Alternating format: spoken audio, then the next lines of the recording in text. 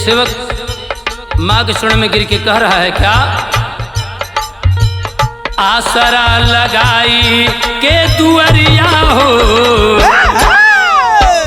आसरा लगाई के दुअरिया हो, डगरिया तोहार जो ही जननी। आसरा लगाई के दुअरिया हो, डगरिया तोहार जो ही जननी। आसरा लगाई के दुअरिया हो, डगरिया तोहार जो ही जननी।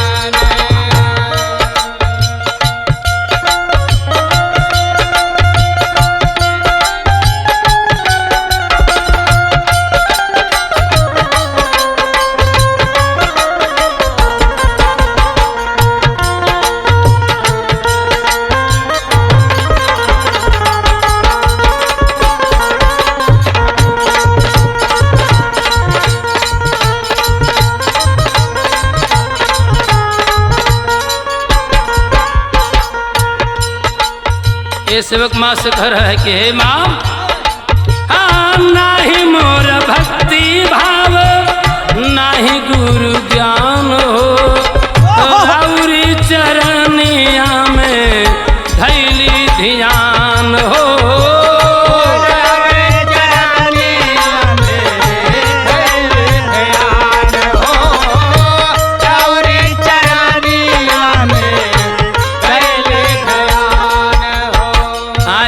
कबेर फेर दे तू नजरिया हो,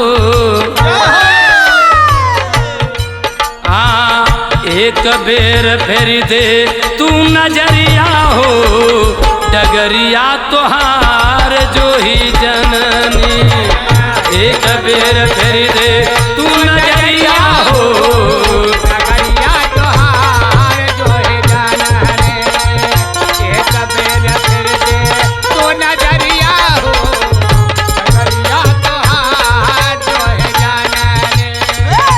एक बेर फेर दे तू नजरिया हो, डगरिया तोहार जो ही जननी। सेवक कह रहा है कि हे माँ, काहे के निठूरा भैलू जोरी के प्रीतिया, शरवा बुढ़ाइल की तो टूट गईल रथिया हो।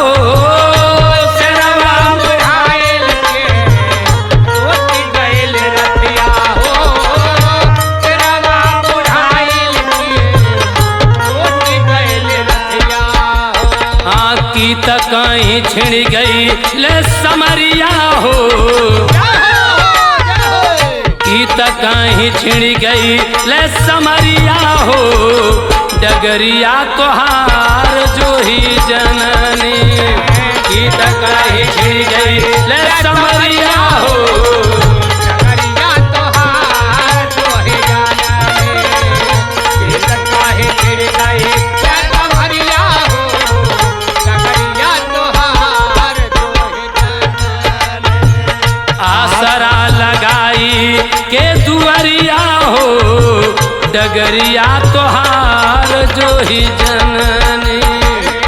आसरा लगाई के दुअरिया हो, डगरिया तोहार जो ही जननी।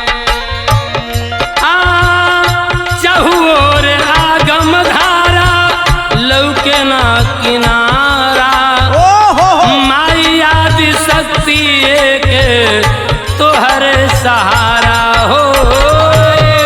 याद शक्तियाँ तोहर सहारा हो, याद शक्तियाँ तोहर सहारा हो। हाँ हथवा में लेला पातवरिया हो, हथवा में लेला पातवरिया हो, डगरिया तोहार जो ही जननी। हथवा में लेला पातवरिया हो, डगरिया तोहार जो ही जननी। हाथवा में लेला पातवरिया हो, डगरिया तोहार जो ही जननी। हाथवा में लेला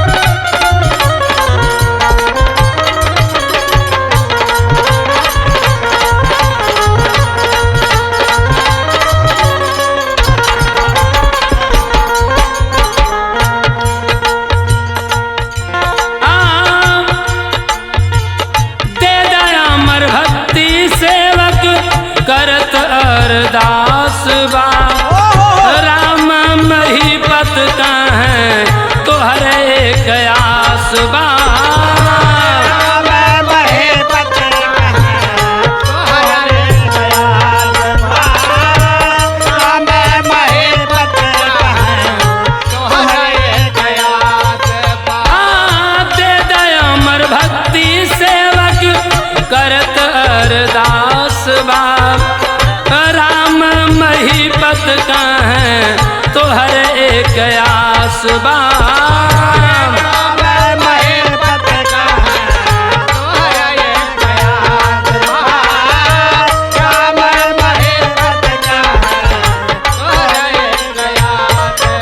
हाँ, राम भवन बन गई ले पुजरिया हो माई, राम भवन बन गई ले पुजरिया हो, डगरिया तोहार जो ही जननी।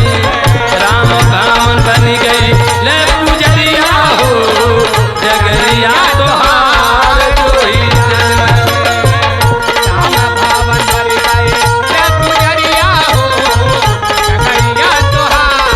जय हो जय हो।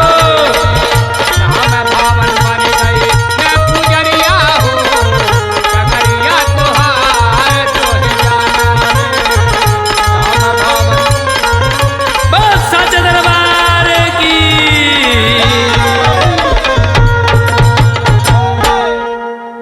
नमस्कार दोस्तों, हमारे चैनल का वीडियो अगर आपको पसंद आ रहा हो तो प्लीज वीडियो को लाइक कीजिए और शेयर कीजिए। अपना सुझाव देने के लिए कमेंट बॉक्स में हमें जरूर बताएं और हाँ, चैनल को सब्सक्राइब जरूर कीजिए।